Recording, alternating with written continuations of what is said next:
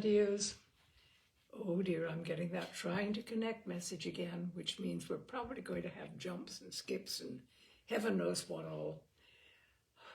I didn't manage to pre-record, which I wanted to do, but things interfered. So for next week, I promise I will pre-record and see if that will solve the problem. Anyway, here we go. Tonight, part 10 of BRAT FARRAR by Josephine Tey. Brat went to church on Sunday and submitted to being stared at for an hour and a half with time off for prayers. The only people not in Clare Church that morning were the nonconformists and 3 children who had measles. Indeed, there were, as Bea pointed out, several members of the congregation whose normal place of Sunday worship was the blue brick barn at the other end of the village, and who had decided to put up with ritual and prelacy this once in order to share in the sensation of his appearance. As for the Orthodox flock, there were individuals there, Bea said, who had not entered a church since their last child was christened. There was even Lana Adams, who, as far as anyone knew, had not been in any church since her own baptism in the blue brick barn. Brat sat between Bea and Eleanor, and Simon on the other side of Bea. The twins were beyond Eleanor, Ruth wallowing in the drama and singing hymns loudly with a rapt expression, and Jane looking at the congregation with stony disapproval. Brat read the Ashby tablets over and over again and listened to the rector's unemphatic voice providing the inhabitants of Clare with their weekly ration of the abstract. The rector did not preach in the accepted meaning of the term. He said so that, if you shut your eyes, you could be in a chair at the other side of the rectory fireplace, listening to him talk.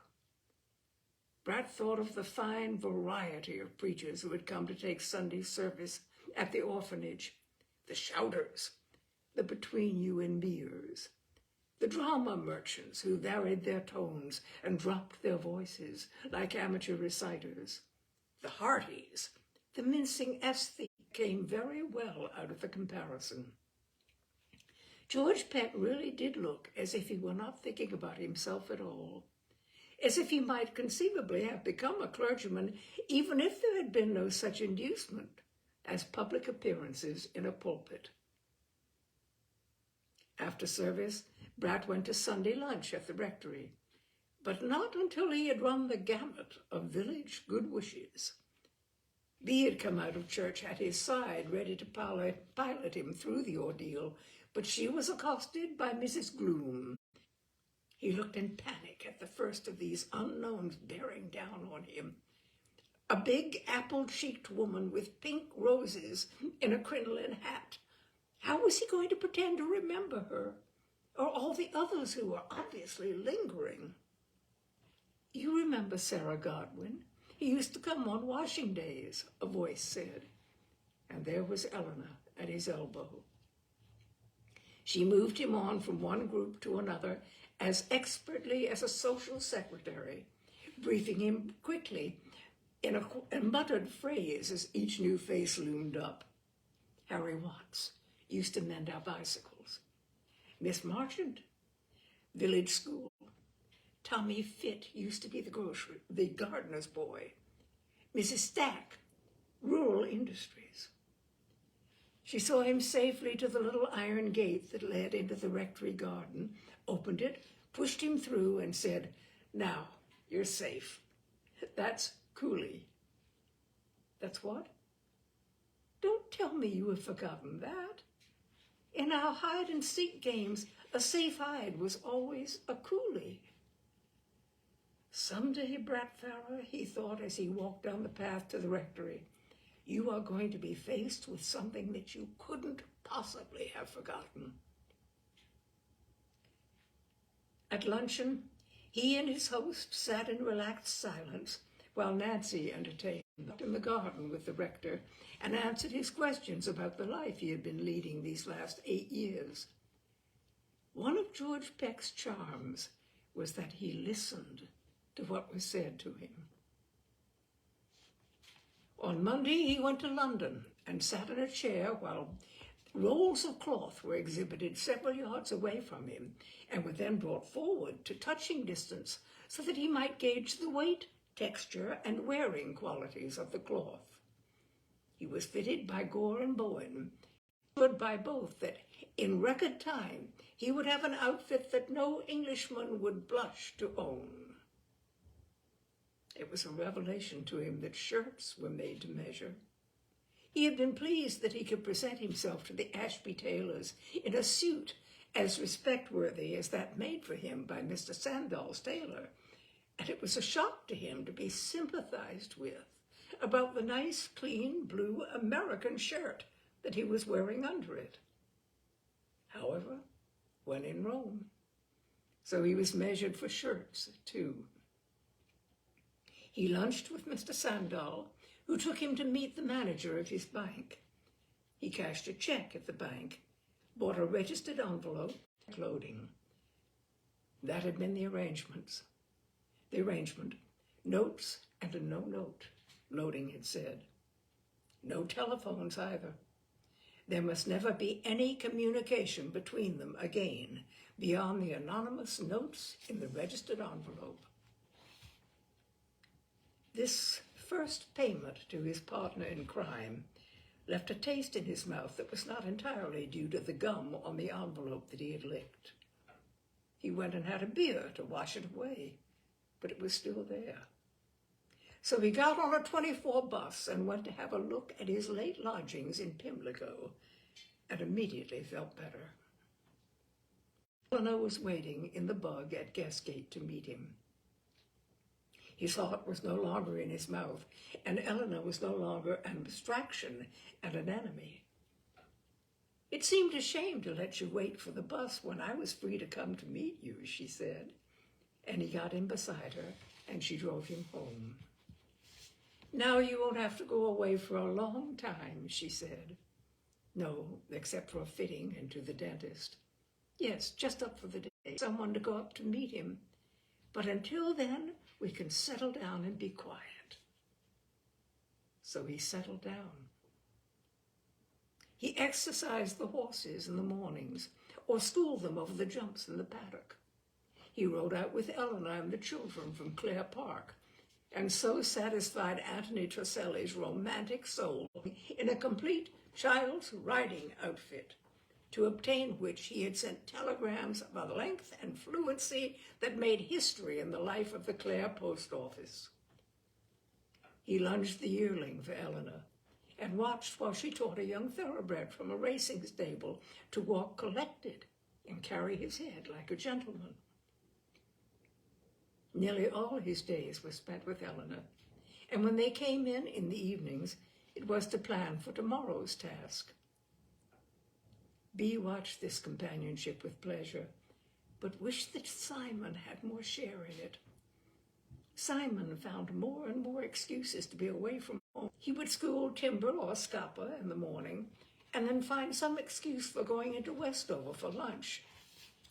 Occasionally, when he came home for dinner after being out all day, Bea wondered whether he was quite sober. But except for the fact that he now took 2 drinks, where once he would have taken 1, he drank little at home, and so she decided that she must be mistaken. His alternate fits of moodiness and gaiety were nothing new.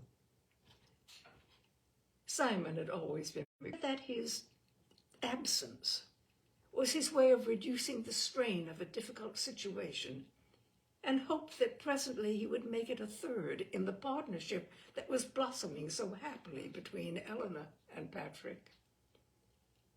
"You'll have to do something at the Burrs show," Eleanor said one day as they came in tired from the stables. "Otherwise people will think it very odd." "I could ride in a race," as Ruth suggested. "But that is just fun. Seriously, you ought to show one of the horses. Your own riding things will be here in time, so there's no reason why you shouldn't." "No. I'm getting to know that monosyllable of yours. It's It's no monopoly of mine. No, just your specialty. What can I ride in the races? Well, after Timber, Chevron is the fastest we have. But Chevron is Simon's. Oh, no. Chevron was bought by B with stable money. Have you ridden races at all? Oh, yes, often. Local ones, of course, for small stakes. Well, I think B plans to show Chevron as a hack, but that's no reason she shouldn't be entered for the races at the end of the day. But she jumps clean, and she's very fast. They put the proposition to B at dinner, and she agreed to it. What do you ride at, Brat? 9 stone 13. B looked at him reflectively as he ate his dinner. He was too fine drawn. None of the Ashbys of the last 2 generations had run to weight, but there was a used-up look about the boy, especially at the end of the day. Presently, when the business of the celebration was all over, they must do something accounted for the strong look that marked his spareness. Both physically and psychologically, it must be a drag on him. She must ask Peter Spence about a good surgeon to consult. B had been delighted to find that Brat had what Simon so conspicuously lacked, an interest in the genus horse in the abstract. Simon was knowledgeable about breeding insofar as it concerned his own particular interests, but his theoretical study of the matter was confined to racing up to date. Brat, on the other hand, took to stud books as some people take to detection. She had gone in one evening to turn off a light that someone had evidently left on it,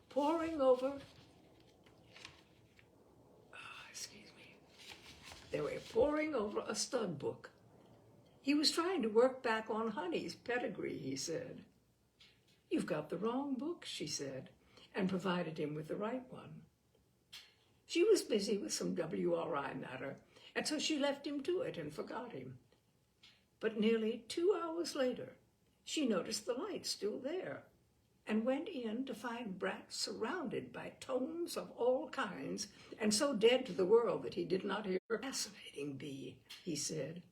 He was mooning over a photograph of Ben Orr, and had propped various other volumes open at photographs that gave him particular pleasure, so that the big table looked like some second-hand bookstall with the plates exhibited to entice the purchaser.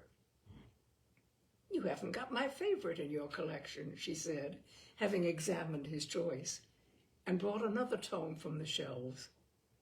And then, finding that he was totally ignorant, she took him back to the beginning and showed him the foundations, Arab, Barb, and by midnight there were more books on the floor than there were on the shelves, but they had both had a marvelous time.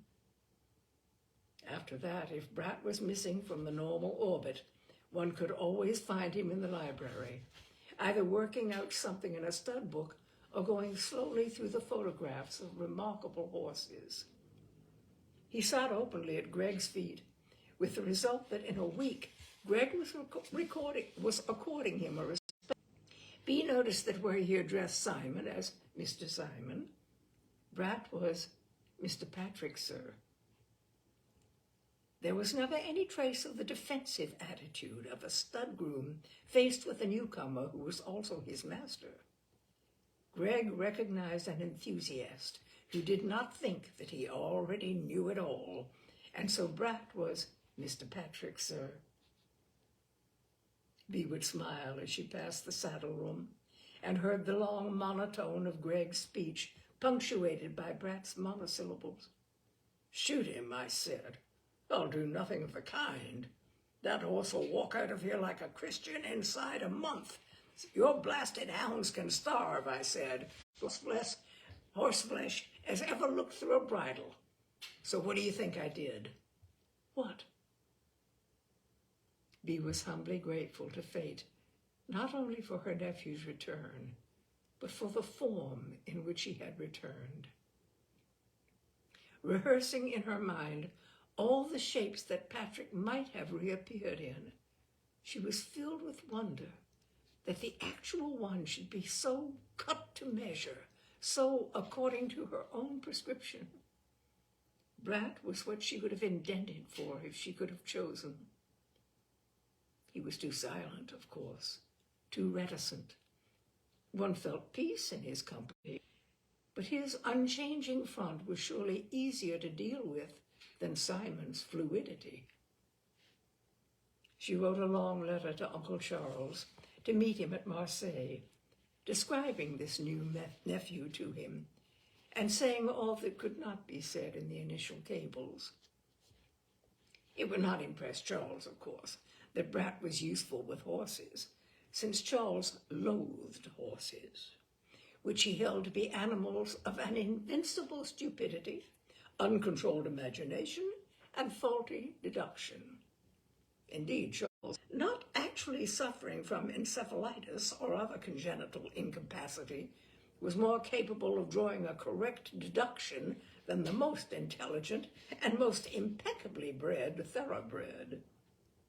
Charles liked cats, and if ever against his better judgment he was lured within smell of a stable, he made friends with the stable cat and retired with it to some quiet corner until the process of horse exhibition was finished.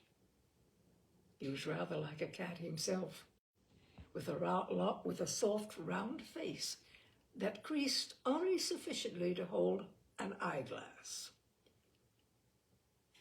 in either eye, according to which hand Charles had free at the moment.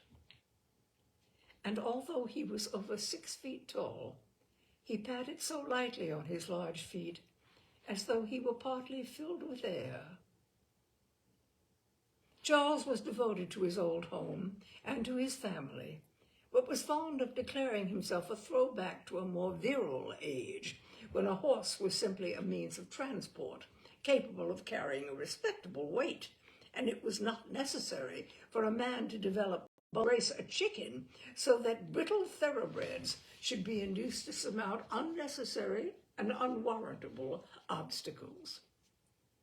A half-starved cat could out-trump any horse anyhow, and no one had to teach it to either. But his brother's grandchildren were the apple of his eye, and he loved every brittle bone of them. And it was to this Charles that Bee commended his new nephew. In the short path from being a complete stranger to being so much part of Latchets that one doesn't notice him. He has a peculiar trick of being part of the landscape, of course, but it is not just that he is self-effacing. It is that he has dropped into place. I notice that even country people, to whom he ought still to be strange and a matter for sideways looking, treat him as if he had been here all along. He is very silent and rarely volunteers a remark, and his comment when he makes one would be blistering sometimes if it were not uttered so gently. He speaks very correct American, which, dear Charles, is very correct English with a flat A, and drawls a little.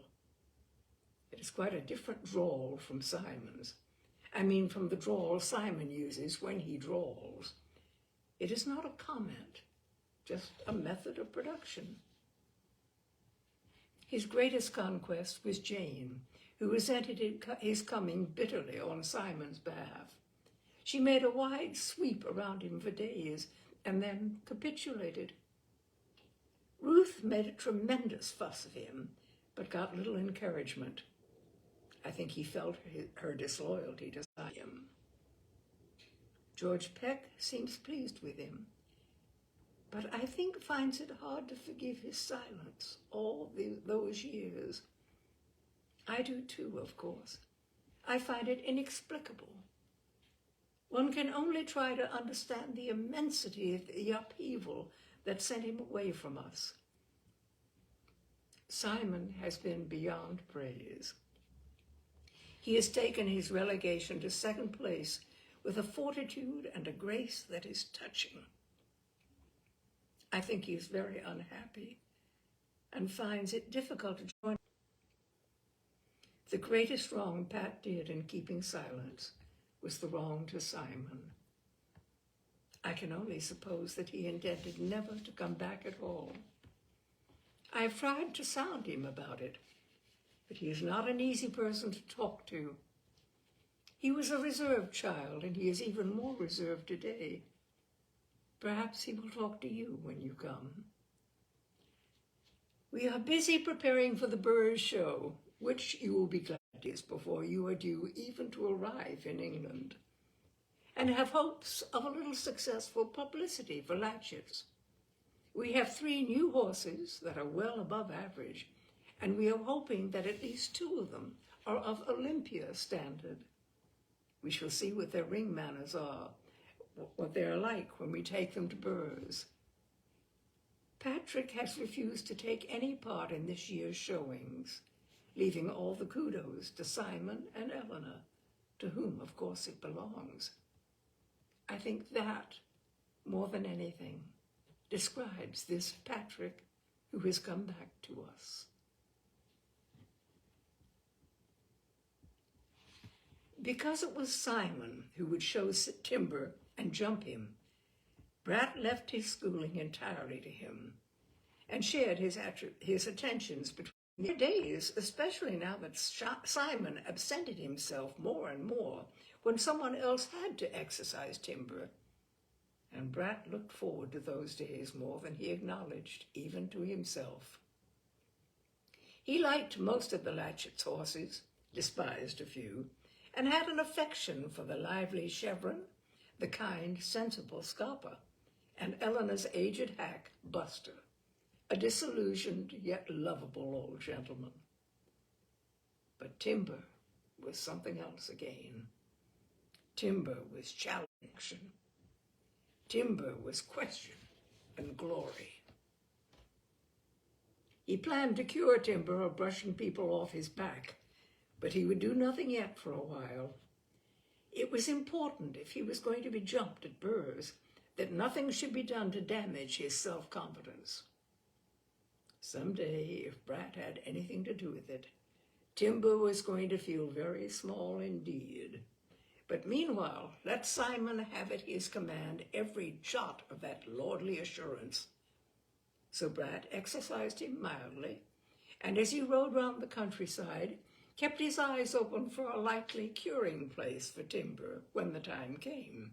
Hedges had no branches low enough for his purpose, and there was no room on that hilltop to get up the necessary speed. He wanted some open country with isolated or bunched trees, with their lowest branches the right height from the ground to tempt Timber to his undoing. He remembered that Timber's most spectacular exploit had been in Lerridge Park, and over there was Clare Park, with its surrounding stretch of turf and trees. "Clare Park people mind if we ride through the park?" he asked Eleanor one day when there were still 7 days before the Burrs show. Eleanor said no, provided they kept away from the playing fields. They don't play anything because organized games are dreadful unless they are organized by Russians in Russia, but they keep the playing fields because they look well in the prospectus. So Brat took Timber to the other side of the valley and counted him gently on the centuries-old turf of Clare Park, keeping well away from the trees. Then he walked him round the various clumps, gauging the height of the lowest limbs from the ground. This minute but passionate interest. One could almost see him trying to work it out. What was this for? What did the man come and look at large trees for?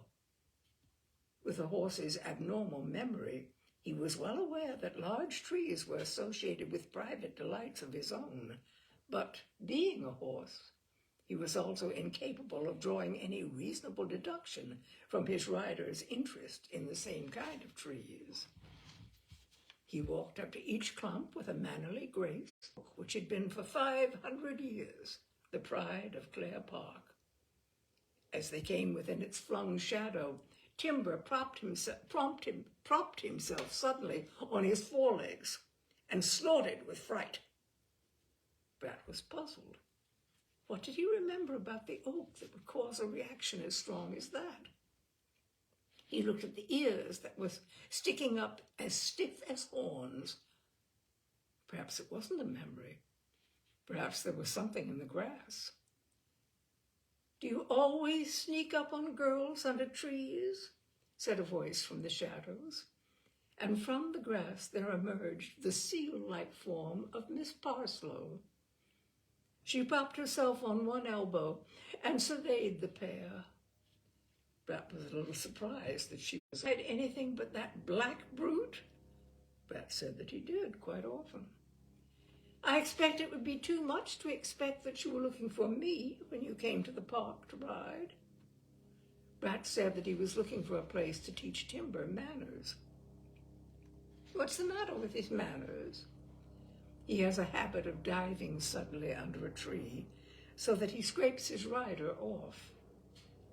Miss Parslow propped herself a little farther up and looked with new interest at the horse. "You don't say! I never thought the brutes had that much sense. How are you going to stop him?" "I'm going to make riding under trees a painful experience for him." "You mean you'll beat him when he tries to do it?" "Oh, no, that wouldn't do much good." "No, he mightn't associate the beating with a tree at all." He rubbed his whip up Timber's dark crest, and Timber bowed. You'd be surprised at the odd things they associate. "Nothing would surprise me to any extent about horses." "How are you going to do it, then?" "Let him go full bat near a nice tempting tree, and when he swerves under it, give him a cut on the belly that he'll remember all his life." "Oh, no, that's too bad. The poor brute." "It'll be just too bad if I don't time my slip sideways on the saddle properly," Brat said dryly. "And will that cure him?" "I hope so. Next time he sees a likely tree, he'll remember that it hurt like the blazes last time he tried it." Brat smiled. "I'd be very surprised if he associated me with the business at all. I'd be surprised if he even associated it with the whip. Horses don't think like humans." "What will he think hurt him, then?" "The tree, more than likely." "I always thought they were awfully silly animals." It occurred to Brat that she had not made one of those riding parties on which he had accompanied Eleanor, nor had he seen her about the stables lately. He asked how her riding was getting on. "I've given it up." "Altogether?" "Uh-huh. Eleanor said you would learn to bump. It was a very slithery bump, and it hurt me far more than it hurt the horse." She pulled a long grass and began to chew it, eyeing him with a sly amusement. "I don't have to hang around the stables anymore. If I want to see Simon, I know where to find him nowadays." "Where?" said Brat, before he could stop himself. "The upstairs bar at the Angel." "In Westover? But are you allowed to go to Westover when you like?" "I'm attending a Westover dentist," she giggled. "Or rather, I was. The school made me the first appointment, of course, but after that I just told them when I had to go next. 30 teeth, which should last me to the end of the term quite nicely." She opened her red mouth wide and laughed. They were excellent teeth. "That's what I'm doing at the moment, putting off time till the Westover bus is due. I could have gone with the earlier one, but there's a very good-looking conductor on this one. He's got the length of asking me to the pictures one night next week. If Simon was going on the way he has been all these months, not knowing I'm alive, I'd maybe have done something about the conductor boy. He has lashes about an inch long, hanging down his nose. I think I'll give the conductor boy a miss." She chewed the stalk provocatively. "Got quite matey, Simon has." "Oh? Have you been seducing the Gates girl from him, like I suggested?" "I have not. That's funny. He's distinctly off her, and he's not awfully enamored of you if it comes to that. So I thought you'd been cutting him out with that Peggy woman. But I suppose it's just that you cut him out of Latches. You are going to miss your bus, aren't you? You can be just as squashing as Simon in your own way. I was only pointing out that the bus is almost at the smithy. What? She shrieked, exploding to her feet in one enormous convulsion, so that timber whirled in alarm from the wild eruption. Oh, great heavens! Oh, for the love! Oh! Oh! She fled down the park to the avenue gates, screaming her distress as she went. Brat watched the green bus skim along the road past the white gates of Latches and slow down as it came to the gates of Clare Park. She was going to catch it after all, and her day would not be wasted. She would find Simon at the Angel in the upstairs bar. That Simon should spend his time in Westover in the Angel bar was distressing, but not in the circumstances surprising. What was surprising was the emergence of a Simon Parslow. In Simon's eyes, the Parslow girl had always been something beneath contempt, a lower form of life. He dismissed her with a jibe when her name was mentioned, and in her presence was, as she had said herself, unaware that she was alive. What had happened to Simon, that he was not only resigned to her companionship, but was matey? The girl was not lying about it. If her glowing self, there was the obvious fact that Simon could avoid her by changing his drinking place. There was no lack of pubs in Westover, most of them more exclusively masculine haunts than the very social and female-ridden Angel. Brat tried to imagine Simon with Sheila Parslow and failed. What had come over Simon, the fastidious, critical Simon, to spend hours in her company? Was it a sort of larning his family for the disappointment he had been caused? A sort of, you don't like me, therefore I'll take up with Sheila Parslow? A sorry when I'm dead reaction? There was a very childish side to Simon. There was also, Brat thought from all he had heard, a very practical side, and Sheila Parslow had money, and Simon needed it. But somehow, Brat could not believe that Simon, even in his most deplorable moments, would ever consider pawning his life to an nymphomaniacal moron. He considered yet once more the general oddity of Simon, but as usual came to no conclusions. He handed timber over to Arthur to be rubbed down and went down with Eleanor to inspect Regina's new foal. She's an old marvel, isn't she? Eleanor said, watching the new arrival stagger about on its out-of-proportion legs. It's another good one. Not much wonder that she looks complacent. People have been coming to admire her foals for practically a lifetime, the old Duchess. I think foals to her are just a means of achieving this annual homage. She doesn't care a rap any better than Honey's, Brat said, looking at the foal without enthusiasm. You and your Honey.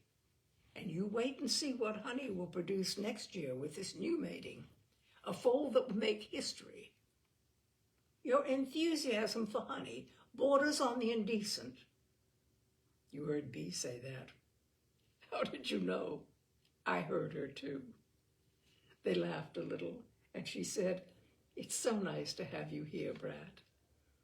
He noticed that she did not say, It is so nice to have you back, Patrick. But he realized that she herself was unaware of any other. Is that Dr. Chap going over to Burr's for the show? I shouldn't think so. He's much too busy. What made you think of him? Brat did not know. They pottered round the paddocks for so long that they came in for tea very late and had it by themselves. Jane was pounding her way through a Chopin waltz with conscientious accuracy and stopped with undisguised relief when they came in. "Could I say 25 minutes was half an hour, Eleanor?" she asked. "It's 25 and a half minutes, really." "You can say anything you like as long as we don't have to listen to that waltz while we eat." Removed the glasses that gave her such an owl-like look, pushed them into her breeches pocket, and disappeared thankfully into the out-of-doors. Ruth puts in all the tiddly bits and the expression and doesn't mind how many wrong notes she strikes. But with Jane, it is accuracy or nothing. "I don't know which Chopin would have hated more," Eleanor said, folding bread and butter into a thickness that would match her appetite. Brat watched her pour the tea with a delight in her clean, unhurried movements.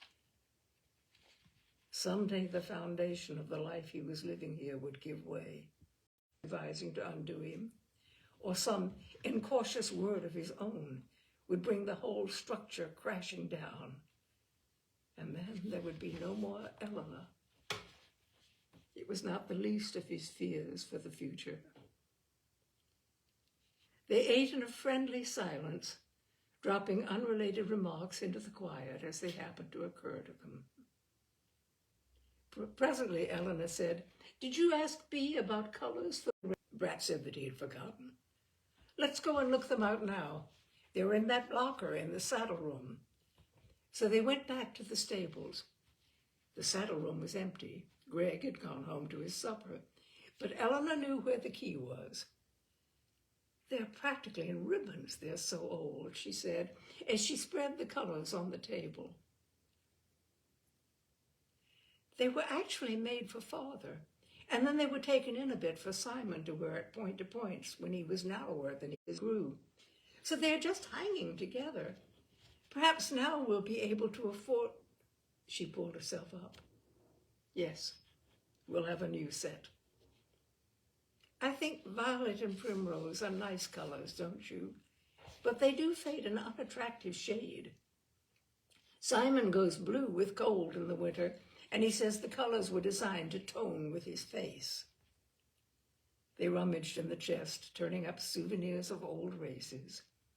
They moved around the saddle room, studying the long row of ribbon rosettes, each with its tab under it telling where and how it had been won.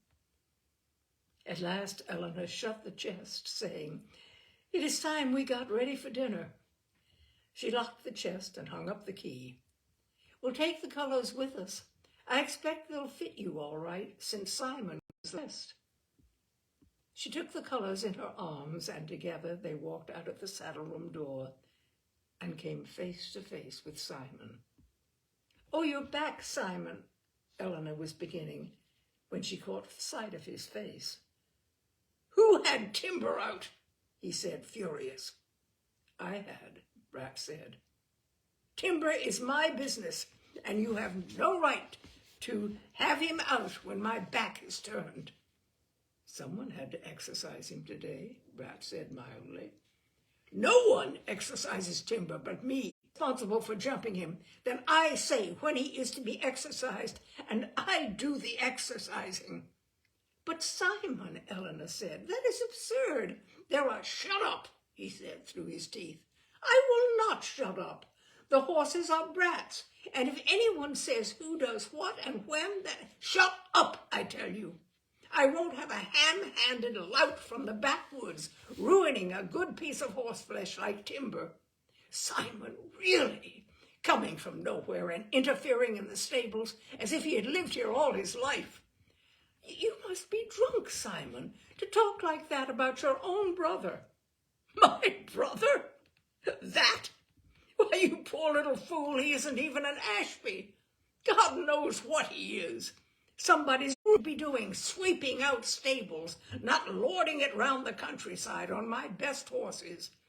After this, you damned little upstart, you leave the horses I intend to ride in their stable, unless I say they are to be taken out, And if I say they are to be taken out, it is not you who will ride them. We have plenty of other stablemen.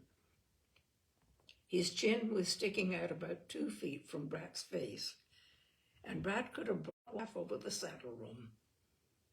He longed to do it, but not with Eleanor there, and not now, perhaps. Better not do anything that he could not foresee the consequences of. "Well, did you hear me?" shouted Simon, maddened by his silence. "I heard you," Brat said. "Well, see that you remember what I said. Timber is my business, and you don't put a leg across him again until I say so." And he flung away from them toward the house. Eleanor looked stricken. "Oh, Brat, I'm sorry. I'm so sorry. He had that mad notion about your not being. And now that he's been drinking, I suppose it came from the back of his mind, and he said it because he was angry. He always did say a lot of things he didn't mean when he was in a temper, you know." It was Brat's experience that, on the contrary, it was only when a person was in a temper that they said exactly what they did mean. But he refrained from telling Eleanor that. "He has been drinking, you know," she went on. "I know he doesn't look as if he has, but I can tell from his eyes. And he would never have behaved like that when he was sober, even in a temper. I do apologize for him." Brat said when they had a drink taken, and she was not to bother about it. They followed Simon to the house soberly. The happiness of their long afternoon together vanished as if it had not been. As he changed into what he still thought of as his good suit, Brat thought that if the cracks that were showing in Simon widened sufficiently, he might one day show his hand, and he would find out what Simon's plans for him were. He wondered if Simon would be sober enough to behave normally at dinner. But there was no Simon at dinner. When he had gone over to the pub at Guestgate to meet a friend who was staying there. Someone had telephoned just before dinner, it appeared. Bea looked equable, and Brat decided that Simon had seemed normal to her, and that she had believed his story of the friend staying the night at the Guestgate Inn. And in the morning, Simon came down to breakfast, his usual sunny self. "I'm afraid I was tight last night," he said, "and very objectionable, I'm afraid. I apologize unreservedly." He regarded Brat and Eleanor, the only other people at table, with friendly confidence. "I ought never to drink gin," he said. "It obscures the judgment and destroys the soul." You were quite right. But the atmosphere cleared, and the day was just another day. Bea came in from out of doors for her second cup of coffee. Jane arrived, clutching to her stomach the bowl of porridge which she had fetched from the kitchen for herself, according to Latchet's routine. Ruth came flying in very late with a diamond clasp in her hair, and was sent back to take the thing off. "Where did she get that loathsome object?" Bea said, when Ruth had disappeared with wild cries that Bea was going to make her late for lessons. "She bought it at Woolworth's last time we were in Westover," Jane said. "They're not real diamonds, you know." "Why didn't you buy one then, Jane?" Bea asked, looking at the aged Kirby grip that kept Jane's hair off her face. "Oh, I don't think I'm the diamond type," Jane said. So the Ashby household settled back to its normal placidity and to its preparations for that day at Burr's that was to alter all their lives.